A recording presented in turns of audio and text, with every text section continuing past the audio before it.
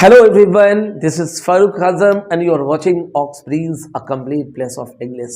आज मैं आपके लिए एक नया वीडियो लाया हूँ जहाँ पे मैं ये डिस्कस करने वाला हूँ कि वर्ब के कितने फॉर्म हैं एंड किस फॉर्म को हम कहाँ लगाएंगे।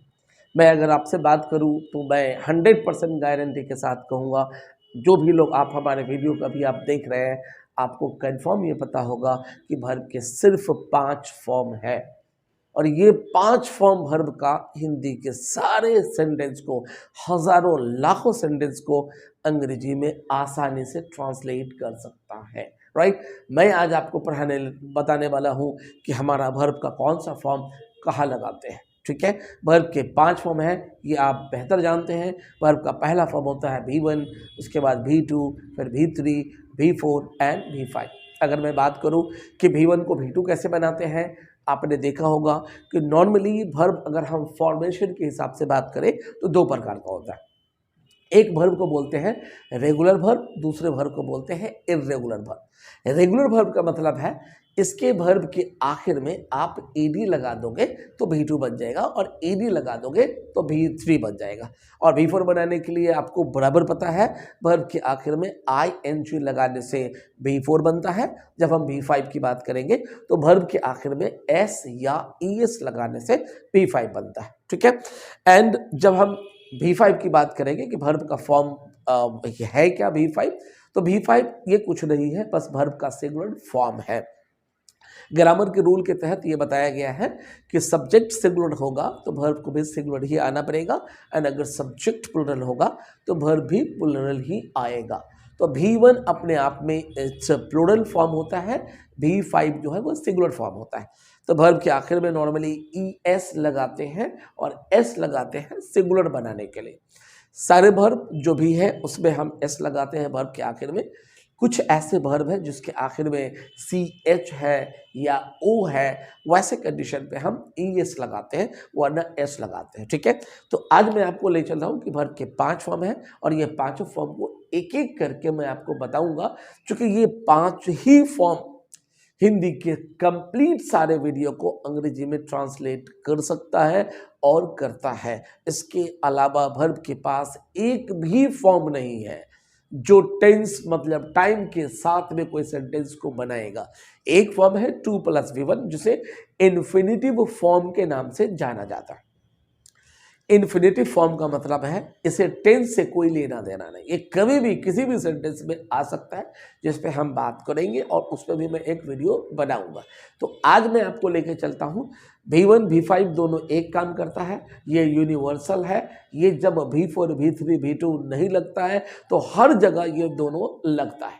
तो मैं इसे एकदम लास्ट में बताऊंगा। सबसे पहले आज मैं आपको बताऊंगा वर्ब का V4 में ऊपर से V5 से नीचे आना था, तो V5 और V1 दोनों एक है। तो मैं V4 से स्टार्ट करता हूं कि वर्ब का V4 हम कहां लगाते हैं। आप यकीन मानिए, अगर ये कॉन्सेप्ट याद करते हैं, बताने के वक्त बड़ा लगेगा आपको क्या छोटी सी बात हो रही है, लेकिन सारे सेंटेंस को इसमें दम है कैच करने का। आपके हजारों लाखों हिंदी का सेंटेंस इंग्लिश में ट्रांसलेट किया जा सकता है इसी वर्ब के 5 फॉर्म से। आज मैं आपको सिखाने जा रहा हूँ वर्ब का V4 हम कहाँ लगा सकते हैं। ओके, अगर आप देखेंगे कि V4 हम कहाँ लगा सकते हैं तो आप देख सकते हैं, जब किसी सेंटेंस को पढ़ने से यह समझ में आए कि कोई काम जारी है या जारी था, तो वहां सिर्फ वर्ब V4 लगाया जा सकता है। मीन्स नॉर्मली बचपन से हम लोग पढ़ते आए हैं कि V4 normally present continuous tense में लिखा जाता है, जहाँ पे ये बताया जाता है, मुझे भी बचपन में ये बताया गया है कि जिस सेंटेंस के अंत में रहा हूँ, रहे हैं, रही हैं इत्यादि लगा होता है उसे हम V4 वहाँ पे लगाते हैं। मैं इस बात पे बात नहीं करूँगा। सेंटेंस में रहा होना ज़रूरी नहीं है तो ठीक है, नहीं है तो कोई बात नहीं है। नहीं हो के भी V4 लगता है और हो के भी V4 नहीं लगता है, मैं आपको वो दिखाऊंगा। ठीक है, V4 का जो हमारा कॉन्सेप्ट है ये बहुत काम का है और आपकी लाइफ को आसान कर देगा। वो V4 मैंने लिखा है कि जब आपको V4 लगाना है तो कैसे लगाएंगे। कोई भी सेंटेंस जब आपको वो मिलता है, ठीक है, आप उसे पढ़ें और फील करें क्या वो पढ़ने के बाद आपको ये मीनिंग देता है कि काम जारी है या काम जारी था। तो अगर आपको बिफोर ही कोई भी सेंटेंस पढ़ने से ये समझ में आए कि काम जारी है या काम जारी था, तो वैसे सेंटेंस में हर हाल में हम बिफोर लगाएंगे। इसे एक एग्जाम्पल से हम समझते हैं। मैं फॉर्मूला लिखता हूँ, जैसा कि अपना फॉर्मूला है subject plus verb plus object. मैं एक सेंटेंस का एग्जाम्पल लेता हूँ एंड वो है मोहन आम खा रहा है। ठीक है, मैं एक दूसरा सेंटेंस का एग्जांपल लेता हूं, लाइक मोहन आम खा रहा था। मैंने बोला एक फॉर्मूला है, वो है सब्जेक्ट वर्ब प्लस ऑब्जेक्ट। ठीक है, आप देख चुके हो सब्जेक्ट और ऑब्जेक्ट चेंज होगा नहीं, तो उस पर हम कोई डिटेल में बात करने की कोई ज़रूरत नहीं है। आपने देखा वर्ब में सिर्फ चेंज जो होगा, अब वर्ब के टोटल सिर्फ 5 चेंज है। और अभी हम लोग सीख रहे हैं वर्ब का बिफोर। मैंने सेंटेंस लिखा है, पहले तो अपना फॉर्मूला है सब्जेक्ट वर्ब एंड ऑब्जेक्ट। मैंने सेंटेंस लिखा मोहन आम खा रहा है। जब आप इस सेंटेंस को पढ़िएगा कि मोहन आम खा रहा है, मतलब ये सेंटेंस मीनिंग दे रहा है कि खाने का काम अभी नहीं है। तो इस सेंटेंस के हिसाब से यहाँ पे का बिफोर, इस सेंटेंस हिसाब से वर्ब का बिफोर आया। अब दूसरे सेंटेंस को पढ़िए, मोहन आम खा रहा था। मोहन आम खा रहा था मतलब पहले किसी पार्टिकुलर समय में, राइट, पहले कभी किसी पार्टिकुलर समय में उस वक्त मोहन जो है वो आम खा रहा था, तो उस वक्त के हिसाब से मोहन का आम खाना जारी माना जाएगा, क्योंकि उस वक्त, राइट, जो भी पार्टिकुलर समय होगा उस वक्त वो खा रहा था। तो ये सेंटेंस भी काम के जारी होने का मीनिंग देता है और इस हिसाब से यहाँ हमारा बिफोर लगेगा। ठीक है, तो जैसा कि अपना फॉर्मूला है सिर्फ एक सब्जेक्ट वर्ब एंड ऑब्जेक्ट, ये और ये बदलेगा ही नहीं, ये बदलेगा और इसको हमने कंफर्म कर लिया सेंटेंस के हिसाब से, इसे हम कंफर्म कर लिए कि बिफोर लगेगा। तो मैं अब इसे ट्रांसलेट करके मैं आपको दिखाता हूं। ठीक है, तो मोहन आम खा रहा है, सबसे पहले चाहिए सब्जेक्ट, तो हम लिखेंगे मोहन। अब उसके बाद चाहिए वर्ब, तो वर्ब क्या है, खाना। खाना मतलब ईट, राइट, एंड ईट का बिफोर लिखना है, तो हम लिखेंगे ईट और आईएनजी उसमें लगा देंगे, ईटिंग। तो जब खा रहा है तो क्या खा रहा है, तो आप देखेंगे खाने का असर किस पे है, आम पे। तो ऑब्जेक्ट हमारा आम है, तो अ मैंगो लिखेंगे।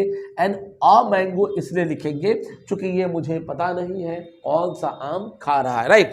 तो मोहन आम खा रहा है, Mohan eating a mango, according to formula है subject verb plus object, right. मैं फॉर्मूला को सिर्फ फॉलो कर रहा हूं, क्या गलत क्या सही इस पे हम लोग बाद में बात करेंगे। अब दूसरा सेंटेंस देखिए, मोहन आम खा रहा था, तो इसे भी अगर हम ट्रांसलेट करेंगे तो मैं लिखूंगा मोहन, सबसे पहले सब्जेक्ट तो आ गया मोहन, उसके बाद चाहिए वर्ब, तो वर्ब है खाना, एंड खाने का इंग्लिश होता है ईट, इसका बिफोर हो जाएगा ईटिंग। तो मोहन ईटिंग क्या खा रहा है, तो अ मैंगो। और हम लोग आर्टिकल है ये इसलिए लगाते हैं क्योंकि ये कंफर्म नहीं पता है कौन सा आम खा रहा है। ठीक है, तो मोहन आम खा रहा है, Mohan before object, subject before object, according to formula. Formula हमारा अभी इसी बात की इजाजत देता है। अब अगर हम बात करते हैं Mohan eating mango and Mohan mango, फिर यहाँ एक टेंशन ये है कि ये कह रहा है मोहन आम खा रहा है और ये कह रहा है मोहन आम खा रहा था, तो ये अभी खा रहा है और ये पहले खा रहा था। तो दोनों बिफोर तो है लेकिन दोनों एक सेंस नहीं है। लेकिन अगर आप इंग्लिश को देखिएगा, राइट, इंग्लिश को देखिएगा, like Mohan eating a mango, Mohan eating a mango, दोनों एक है। तो अगर दोनों हिंदी जो अलग टाइम को इंडिकेट करता है, काम जारी तो है लेकिन अलग टाइम को इंडिकेट करता है, लेकिन इंग्लिश दोनों एक है। तो अगर मैं ये दोनों को ऐसा ही मान के चलूं, तो जब हम बोलेंगे किसी को मोहन ईटिंग अ मैंगो, तो वो क्या मीनिंग लेगा, खा रहा है या खा रहा था। इस केस में वहां पे कंफ्यूजन आ रहा है। तो बात ये समझ में आई, परमानेंटली इसे आप दिमाग में डाउनलोड कर लीजिए। कि मोहन जो आम खा रहा है वो अभी खा रहा है और मोहन आम खा रहा था वो पहले खा रहा था, तो ऐसे केस में दोनों मीनिंग का सेम नहीं हो रहा है। तो मतलब ये हुआ वर्ब का बी फोर कभी भी किसी भी कीमत पे अकेला काम नहीं करेगा। जब भी वर्ब का बी फोर आएगा उसे हर हाल में हेल्पिंग वर्ब चाहिए। आप अपने ब्रेन में इसे परमानेंटली डाउनलोड कर लें। जब भी काम करेगा वो सिर्फ हेल्पिंग वर्ब के थ्रू काम करेगा। मैं हेल्पिंग वर्ब की बात इसलिए कर रहा हूं जहां पे वो टाइम बताएगा, टेंस बताएगा, ठीक है। इसके अलावा फिर वो बात हम अगले वीडियो में करेंगे। फिलहाल अभी हम बी फोर पे बात कर रहे हैं, तो इस बी फोर को हर हाल में क्या चाहिए? हेल्पिंग वर्ब चाहिए। हर हाल में क्या चाहिए? Helping verb.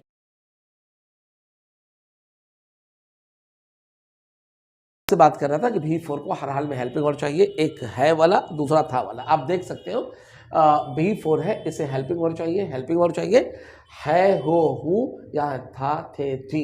तो है, हो के लिए हेल्पिंग वर्ब चाहिए एंड था, थी के लिए हेल्पिंग वर्ब चाहिए।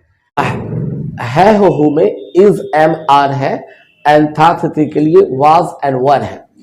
बी फोर के लिए ये दोनों हेल्पिंग वर्ब फिक्स है। जब भी आएगा सिर्फ यही आने वाला है, इसके साथ कोई और दूसरे हेल्पिंग वर्ब नहीं चलेंगे, ठीक है।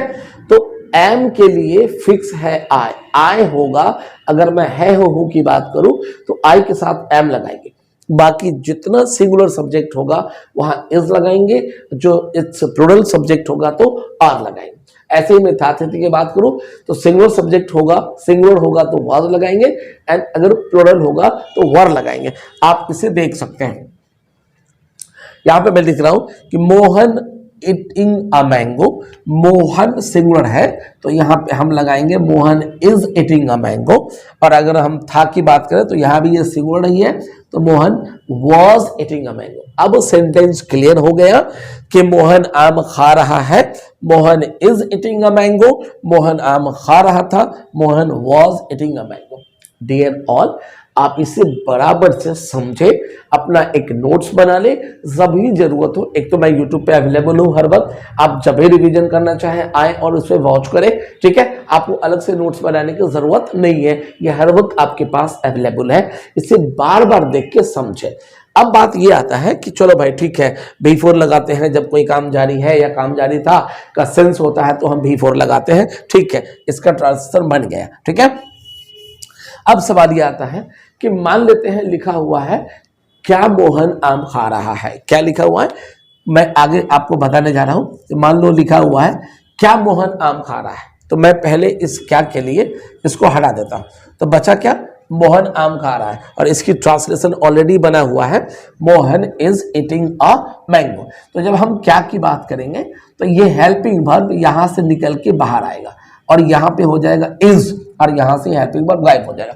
मतलब जब भी हम हेल्पिंग वर्ब को सब्जेक्ट से बाहर लाएंगे, स्पेशली यहां, तो ये हो जाएगा हमारा, थोड़ा सा वेट करना होगा 10-5 मिनट, है ना, बैठ जाइए ना। हाँ, तो जब भी हेल्पिंग वर्ब बाहर आएगा सेंटेंस बन जाएगा इंट्रोगेटिव, जहां पे हम सवाल करते हैं कि क्या मोहन आम खा रहा है। तो जब आप बात करेंगे कि हेल्पिंग वर्ब का ओरिजिनल जगह कहाँ है, तो सब्जेक्ट के बाद एंड वर्ब से पहले ये हेल्पिंग वर्ब का जगह है, ठीक है। लेकिन अगर ये हम पहले लेकर आ जाएंगे तो वो क्या हो जाएगा, ठीक है। नाउ एक और मैं एग्जांपल देता हूं, मोहन आम नहीं खा रहा है। सपोज मैं लिखता हूं कि मोहन आम नहीं खा रहा है, राइट। तो नहीं को आप हटा दीजिए, तो बचा क्या? मोहन आम खा रहा है। इसकी ट्रांसलेशन बना हुआ है मोहन खा रहा था, सॉरी ये था में ही रखते हैं, था में ही रखते हैं कि मोहन आम नहीं खा रहा था। तो नहीं को मैं अगर हटा देता हूं तो बचा मोहन आम खा रहा था।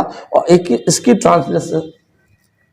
इसका ट्रांसलेशन ऑलरेडी बना हुआ है, Mohan was eating a mango. जब हम नहीं लाने की बात करेंगे तो नहीं एज ए वर्ड एडवर्ब है, नहीं as a word not adverb है और ये सिर्फ आता है वर्ब से पहले और हेल्पिंग वर्ब के बाद। मतलब कि नॉट जो है, अगर मैं बात करूं यहां से तो मैं लिखता हूं यहां पे मोहन, ठीक है, उसके बाद वॉज, नॉट होगा हेल्पिंग वर्ब के बाद एंड वर्ब से पहले, यहां पे आ जाएगा नॉट। कभी भी अगर नॉट सेंटेंस में आएगा उसका जो मेन जगह होता है वो हेल्पिंग वर्ब के बाद एंड वर्ब से पहले। तो हो गया मोहन आम नहीं खा रहा था, Mohan was not eating a mango, right. इस तरह से आप बराबर समझ गए, इस तरह से आप बराबर समझ गए कि वर्ब का भी फोर हम कहाँ लगाते हैं। देखिए वर्ब के जितने सारे फॉर्म हैं एक एक करके मैं आपको वीडियो बना के देने वाला हूँ, आप आराम से इसे समझने की कोशिश कीजिए। क्योंकि सिर्फ ये जानना कि आप ये कर लो ये कर लो ये कर लो, इससे आप अंग्रेजी नहीं बोल पाएंगे। क्योंकि जब भी आप बात करना चाहते हैं तो आपको प्रॉब्लम होता है आपके हिंदी को आप अंग्रेजी कैसे करें। यकीन मानिए ये मेथड इतना काम करता है। मैं फारूक आजम, हमारी क्लास ऑक्सब्रिज के नाम से दरभंगा में पिछले 10 साल से चलती है और इस 10 साल में हमने इतने सारे लोगों को इंग्लिश बोलना सिखाया है। यकीन मानिए वो आज अलग अलग जगहों पे, देश के अलग अलग कोने में, राइट, यहाँ तक इंडिया की बात करूँ तो अलग अलग जगहों में बड़ी बड़ी कंपनी में जॉब कर रहे हैं। चूंकि इंग्लिश आज के, पहले क्या था, इंग्लिश लोग एक तरह से मानते थे ये फैशन है, बात करो तो एक पर्सनालिटी डेवलपमेंट होगा, लोग समझेंगे एजुकेटेड है। आज इसकी जरूरत हो गई है। आप पढ़े लिखे हो लेकिन अगर अंग्रेजी नहीं आती, यकीन मानिए आपको कोई पूछने वाला नहीं है। ये मैं नहीं कह रहा हूं इसलिए कि मैं टीचर हूं, आप खुद फील कर रहे होंगे। आप पता कीजिए मार्केट में क्या वैल्यू है, राइट। मैं आपको बताता हूं, कई लोग बेचारे बीटेक कर लेते हैं, जॉब के लिए इधर उधर भटक रहे होते हैं। नॉलेज किसको कितना है वो बात की बात है।